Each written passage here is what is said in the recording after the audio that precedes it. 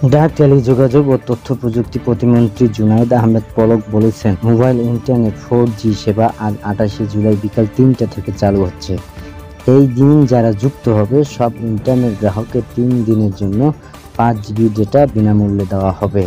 রোববার রাজধানীর বিটিআরসি ভবনের mobile operator association of mobile telephone operator Bangladesh এবং মোবাইল ফিন্যান্সিয়াল সার্ভিসের সঙ্গে বৈঠক শেষে এই কথা জানান তিনি। পলক বলেন, আজকে বিকেল 3টা নাগাদ মোবাইলে 4G ইন্টারনেট পুনঃস্থাপন করা হবে। তার জন্য আমরা সব সময় প্রযুক্তিগত সহায়তা দেব। মোবাইল নেটওয়ার্ক কোম্পানিগুলো দ্রুত প্রযুক্তি গ্রহণ করবে। তিনি বলেন, সাম্প্রতিক সময়ে মোবাইল ইন্টারনেট সংযোগ বিচ্ছিন্ন থাকায় সংযোগ চালুর পর মোবাইল ইন্টারনেট গ্রাহকরা 3 দিনের জন্য 5 GB বোনাস পাবে। সব অপারেটরের গ্রাহকের এই সুবিধা পাবে। এর আগে সরকারি চাকরিতে কোটা সংস্কার আন্দোলনকে কেন্দ্র করে বিক্ষোভ ও সহিংসতা হয়। সাধারণ 19শে জুলাই মধ্যরাত থেকে কারফিউ জারি করে যা সময় শিথিল রেখে এখন বলবৎ রয়েছে।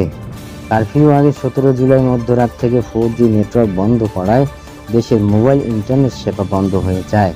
এর পরের দিন 18 জুলাই রাত 9টা থেকে ব্রডব্যান্ড ইন্টারনেট সংযোগ বন্ধ হয়ে যায়। এতে পুরো দেশেই ইন্টারনেট বিচ্ছিন্ন ছিল। 5 দিন ইন্টারনেট বিহীন থাকার পর 23শে জুলাই রাতে সীমিত পরিসরে কূটনৈতিক পাড়া, ব্যাংক, আর্থিক প্রতিষ্ঠান, বিদ্যুৎ, ফ্রিল্যান্সিং ও প্রযুক্তি ও রপ্তানি খাতে অগ্রাধিকার ভিত্তিতে ব্রডব্যান্ড ইন্টারনেট সেবা চালু হয়। পরদিন 24শে জুলাই সারা দেশে ব্রডব্যান্ড ইন্টারনেট চালু হয়, যদিও ইন্টারনেট সেবা এখনও আগের মতো স্বাভাবিক নয়। বন্ধ আছে ফেসবুক, টিকটকের মতো ক্যাশ সার্ভার। এছাড়া দেশ জুড়ে চলমান টানা কারফিউতে ঢুকতে থাকা তৈরি পোশাকের শিল্পসহ রপ্তানিমুখী খাতগুলোতে ইন্টারনেট ফিরে আসার ইতিবাচক প্রভাব পড়তে শুরু করেছে।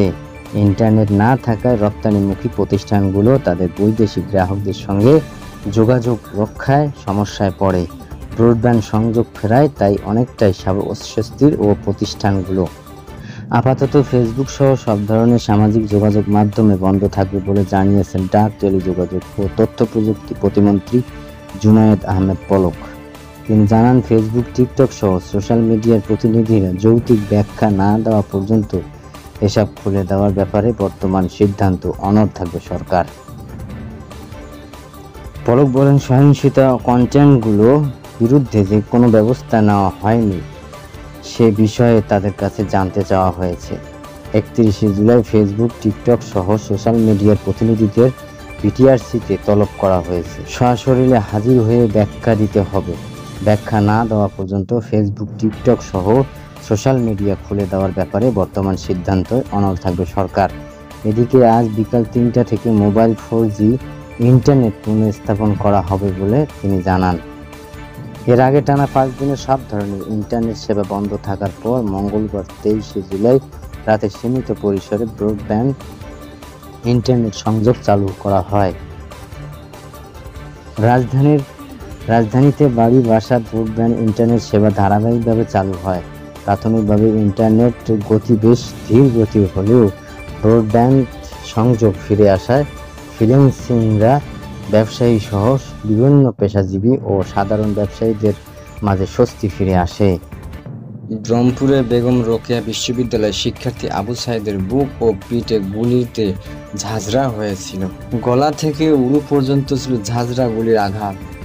অথচ পুলিশের করা মামলায় প্রাথমিক তথ্য বিপরীতে বলা হয়েছে, আন্দোলনকারীদের ছোড়া গুলি ও ইটপাটকেলের নিক্ষেপে এক পর্যায়ে আবু সাঈদের মৃত্যু হয়। ঘটনার একাধিক ভিডিও ফুটেজে দেখা যায়, 16 জুলাই কোটা সংস্কার আন্দোলনকারীদের কমপ্লিট শাটডাউন কর্মসূচি চলাকালে বেগম রোকেয়া বিশ্ববিদ্যালয়ের সামনের সড়কে পুলিশ আবু সাঈদকে খুব কাছ থেকে গুলি করে। আবু সাঈদ এক হাতে লাঠি নিয়ে 2 হাত প্রসারিত করে বুক পেতে দেন। সাঈদের মরদেহ ময়নাতদন্ত করে রংপুর মেডিকেল কলেজ ফরেনসিক বিভাগের প্রধান সহকারী অধ্যাপক রাজিবুল ইসলাম। তিনি গতকাল শনিবার আবু সাঈদের বুক ও পেট ঝাঁঝরা গুলিতে ঝাঁঝরা হয়ে গিয়েছিল। লুকোচুরি কিছু নেই, অভ্যন্তরীণ রক্তক্ষরণে তার মৃত্যু হয়। কয়েকদিনের মধ্যে ময়নাতদন্তের প্রতিবেদন দেওয়া হবে বলে জানান তিনি।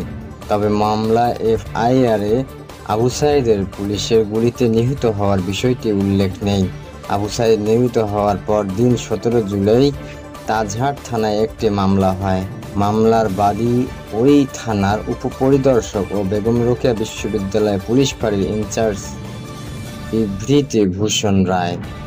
মামলার এফআইআরে বলা হয়েছে, বেলা 2টা 15 মিনিটের দিকে ছাত্র নামধারী সুবিধাভোগী রাষ্ট্রবিরোধী আন্দোলন দুর্ভোগজনক আন্দোলনরত দুর্বৃত্তগণ বিভিন্ন দিক থেকে বৃষ্টির মতো ইট পাটকেল ও তাদের নিকট থাকা আগ্নেয়াস্ত্র হতে এলোপাতাড়ি গুলি করে পুরো বিশ্ববিদ্যালয় এলাকায় রণক্ষেত্র পরিণত হয়। সাঈদের মৃত্যুর বিষয়ে বলা হয়, বিভিন্ন দিক থেকে আন্দোলনকারীদের ছোড়া গুলি ও ইট পাটকেল নিক্ষেপে এক পর্যায়ে একজন শিক্ষার্থীকে রাস্তায় পড়ে থাকতে দেখা যায়। সহপাঠীরা ধরাধরি করে রংপুর মেডিকেল কলেজ হাসপাতালে নিয়ে গেলে কর্মরত চিকিৎসক তাকে মৃত ঘোষণা করে।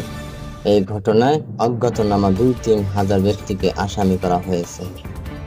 ইন্টারনেট বন্ধ করা হয়নি। নাশকতাদের হামলায় ডেটা সেন্টার পুড়ে ফেলায় ইন্টারনেট সেবা বন্ধ হয়ে গেছে বলে জানিয়েছেন ডাক, টেলিযোগ ও তথ্য প্রযুক্তি প্রতিমন্ত্রী জুনায়েদ আহমেদ পলক। শনিবার 27 জুলাই রাজধানী আগারগাঁও ডাক ভবনের প্রধানমন্ত্রীর আইসিটি উপদেষ্টা সজীব ওয়াজেদ জয়ের 54তম জন্মদিন উপলক্ষে সারা দেশে 1 লাখ গাছের চারা রোপণের শান্তির জন্য বিক্ষোভ। অনুষ্ঠানের প্রধান অতিথির বক্তব্যে তিনি কথা বলেন। পলক বলেন, শিগগিরই মোবাইল ইন্টারনেট খুলে দেওয়া হবে। রোববার সকাল 9টায় আমরা association of mobile telecom operator of এর সঙ্গে বৈঠক করব। বৈঠকে সন্তুষ্ট হলে মোবাইলের 4G নেটওয়ার্ক খুলে দেওয়া হবে। আমরা ইন্টারনেট শাটডাউন করিনি। ইন্টারনেট বন্ধ হয়েছিল 3টি ডেটা সেন্টার ও শত শত কিলোমিটার তার পুড়ে দেওয়ার কারণে। এই জন্য শুধু টেলিকম খাতে 500 কোটি টাকা এবং সব মিলিয়ে 1000 কোটি টাকার ক্ষতি হয়েছে। অনুষ্ঠানে বিটিআরসি চেয়ারম্যান প্রকৌশল মহিউদ্দিন আহমেদ বলেন, টেলিযোগাযোগ খাতে আঘাত আসায় এখনও ঠিক ক্যাশ সার্ভার মেরামতের কাজ চলতেছে। হয়তো 2-4 দিনের মধ্যেই টেলিযোগাযোগ পুরোপুরি আগের অবস্থায় ফিরে আসবে। ইন্টারনেট সেবায় বিঘ্ন ঘটার কারণে সামরিক যে ক্ষতি ও অসুবিধার মুখোমুখি হতে হচ্ছে সেটা মেনে নিয়ে সবাইকে সহযোগিতা করার অনুরোধ জানান তিনি। আগামীকাল রোববার 28 জুলাই থেকে সরকারি বেসরকারি অফিস চলবে সকাল 9টা থেকে 3টা পর্যন্ত। শনিবার 27 জুলাই জনপ্রশাসন মন্ত্রী ফরহাদ হোসেন সাংবাদিকদের এই তথ্য জানান। কোটা সংস্কার আন্দোলন ঘিরে অদ্ভুত পরিস্থিতিতে গত সপ্তাহে 3 দিন সাধারণ ছুটির পর বুধবার 24 জুলাই থেকে সীমিত পরিসরে চালু হয় অফিস। বুধবার ও বৃহস্পতিবার বেলা 11টা থেকে বিকেল 3টা পর্যন্ত অফিস চলে। জনপ্রশাসন মন্ত্রণালয় সূত্রে বলেছেন, ছুটির শর্তগুলো আগের মতোই থাকবে, অর্থাৎ জরুরি পরিষেবা, বিদ্যুৎ, পানি, গ্যাস ও অন্যান্য জ্বালানি, ফায়ার সার্ভিস, বন্দরগুলো কার্যক্রম, পরিচ্ছন্নতা, টেলিফোন, ইন্টারনেট, ডাক সেবা ও সংশ্লিষ্ট কাজে নিয়োজিত যানবাহন কর্মীরা ওই সময়সূচি আওতার বাইরে থাকবেন। এছাড়াও হাসপাতাল ও জরুরি সেবা এবং সেবার সঙ্গে সংশ্লিষ্ট কর্মী, চিকিৎসা সেবায় নিয়োজিত বহনকারী যানবাহন ও কর্মীরা ও সময়সূচির আওতার বাইরে থাকবেন। জরুরি কাজের সঙ্গে সম্পৃক্ত অফিসগুলো এই সময়সূচির আওতার বাইরে থাকবে।